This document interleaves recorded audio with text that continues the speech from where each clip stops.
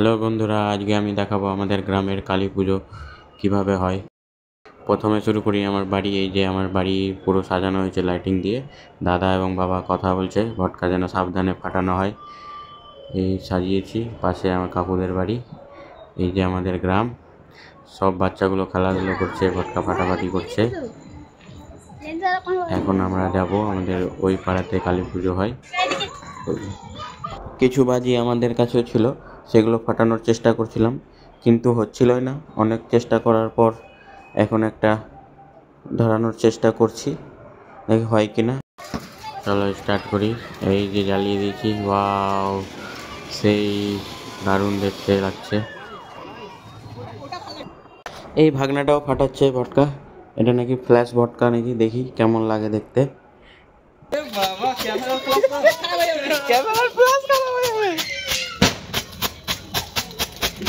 বাজে ভটকা, একদম চোখ খারাপ হয়ে যাবে না।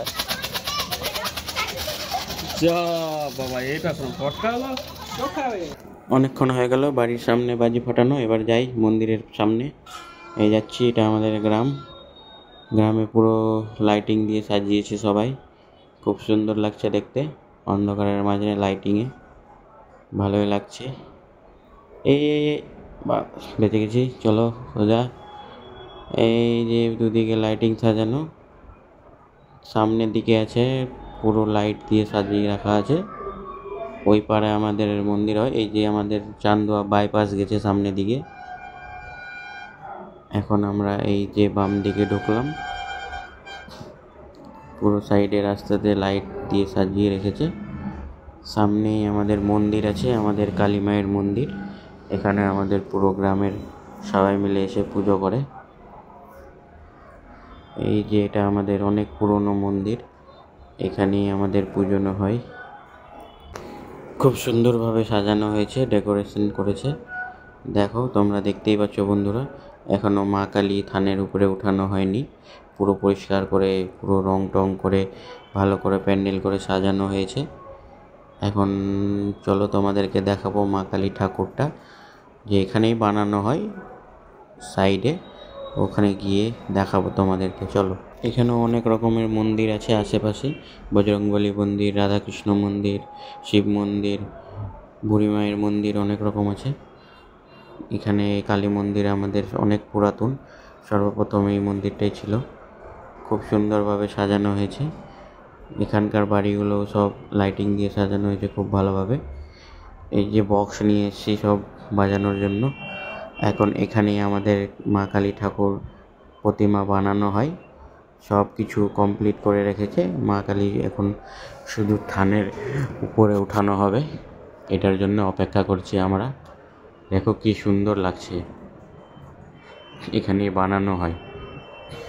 এখানে ঢাক নিয়ে এসছে দুটো, এখানে প্যান্ডেল পাশে। এখন লোকজন হয়ে গেছে, চলো ঠাকুরটাকে উঠাতে হবে। সবাই মিলে ধরেছে, এখন ঠাকুরটাকে নিয়ে যাচ্ছি সেই থানে উঠাতে।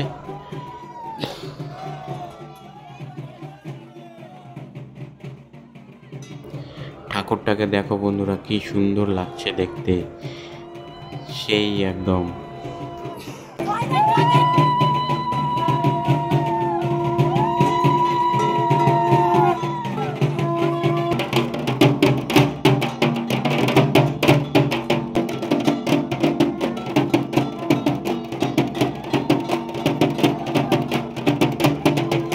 কি সুন্দর দৃশ্য, খুব সুন্দর লাগছে দেখতে। নিয়ে যাচ্ছে এখন, এই প্যান্ডেলে ঢুকানো হবে এখন থানের উপরে।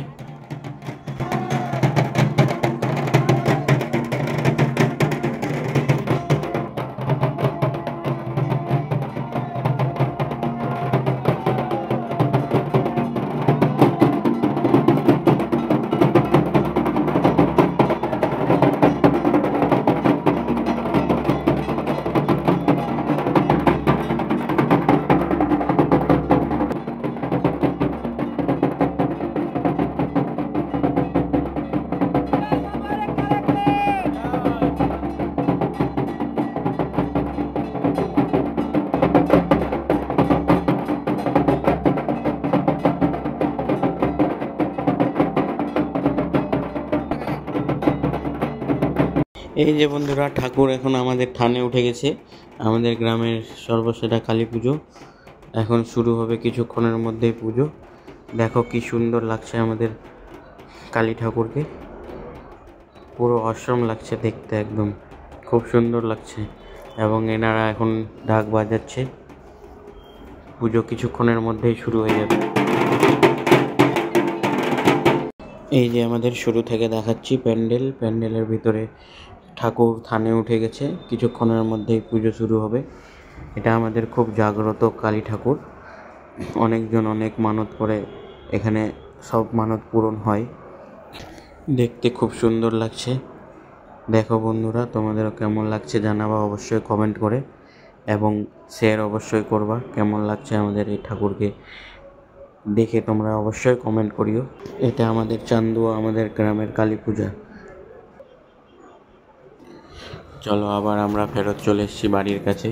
আর কিছুক্ষণ বাজিয়েছিল, কিছুক্ষণ এগুলো ফাটিয়ে নিই, তারপর আবার বেরিয়ে যাবো এখান থেকে অন্য কোথাও ব্লগের জন্য। তোমাদের কেমন লাগলো ব্লগ অবশ্যই জানিও, এবং হ্যাঁ, বাজি সাবধানে ফাটিও কিন্তু, আশেপাশে সব দেখে।